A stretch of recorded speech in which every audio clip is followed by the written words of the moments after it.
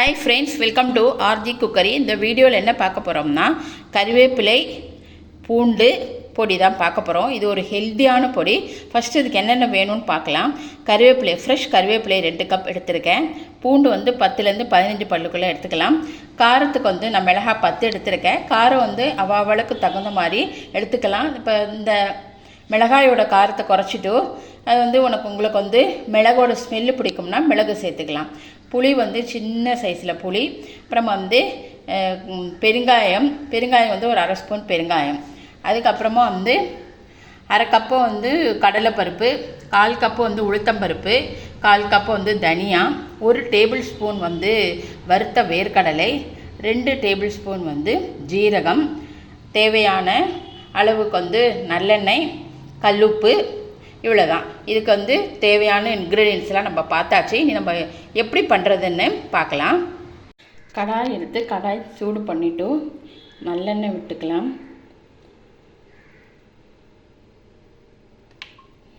நல்லெண்ணெய் விட்ட அப்புறமா ஃபஸ்ட்டு வந்து ரெட் சில்லி நான் போட்டுக்கிறேன்.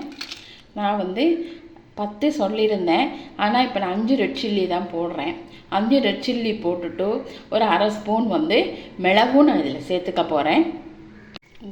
இது கூட மிளகும் சேர்த்துட்டுருக்கேன். நான் காரம் தகுந்த மாதிரி நம்ம வந்து சேர்த்துக்கலாம். நீங்கள் கட்டி பெருங்காயம் தான் யூஸ் பண்ணுறதா இருந்தால் இப்போது கட்டி பெருங்காயமும் இது கூட சேர்த்து நல்லா வந்து வறுத்து எடுத்து வச்சுக்கலாம். இதுலேயே நமக்கு வந்து பூண்டு சேர்த்துக்கலாம். பூண்டு சேர்த்துட்டு ஒரு அடுப்பு கொஞ்சம் சிம்மில் வச்சுட்டு பூண்டோட பச்சை வாசனை போகிற வரைக்கும் கொஞ்சம் வறுத்து எடுத்து வச்சுக்கலாம். அப்புறமா இதே கடாயில் தான் நம்ம பாக்கி எல்லாத்தையும் நம்ம வந்து வறுத்து எடுத்துக்க போகிறோம்.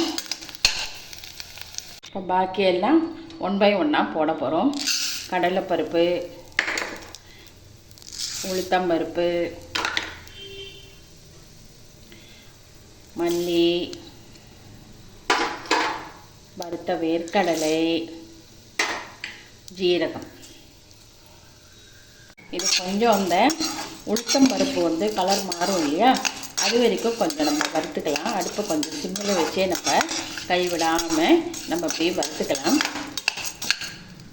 இதுவும் நல்லா வறுப்பட்டாச்சு. இதை எடுத்துட்டு அடுத்து நம்ம கருவேப்பிலையை போட்டுருவோம். கருவேப்பிலை நம்ம போட்டிருக்கோம். இது கூடவே நமக்கு வந்து இந்த சின்ன புளியும் போட்டுட்டு உப்பும் சேர்த்துருவோம். இதில் கொஞ்சம் உப்பும் சேர்த்துருவோம்.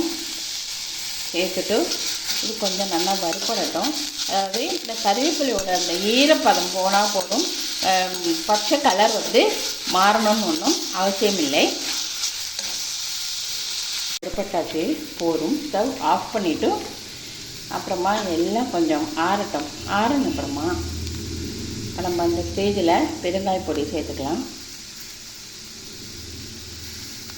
ஆறின அப்புறமா நமக்கு வந்து கோர்ஸாக வந்து பொடி பண்ணி எடுத்துக்கலாம்.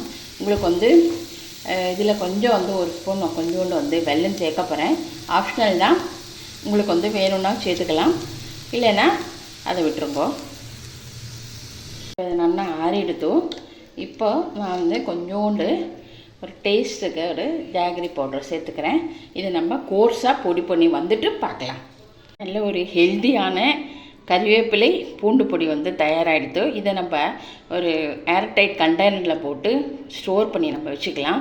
இது வந்து இட்லி தோசைக்கும் தொட்டுக்கலாம். அதே சமயம் சூடான சாதத்தில் நமக்கு தேவையான பொடி போட்டு நல்லெண்ணெயோ நெய்யோ விட்டு சாப்பிட்டோம்னா அவ்வளோ ஒரு டேஸ்ட்டாக ரொம்ப நல்லா இருக்கும். ஹெல்த்தியான ஒரு பொடியும் கூட. கருவேப்பிலையும் நல்ல ஹெல்தி, பூண்டும் ரொம்ப ஹெல்தி. இந்த ரெசிபி உங்களுக்கு எல்லாருக்கும் பிடிச்சிருக்குன்னு நினைக்கிறேன். இது வரைக்கும் என்னோடய சேனலை சப்ஸ்கிரைப் பண்ணலைன்னா ப்ளீஸ் சப்ஸ்கிரைப் மை சேனல். நமக்கு அடுத்த வீடியோவில் பார்க்கலாம். தேங்க்யூ.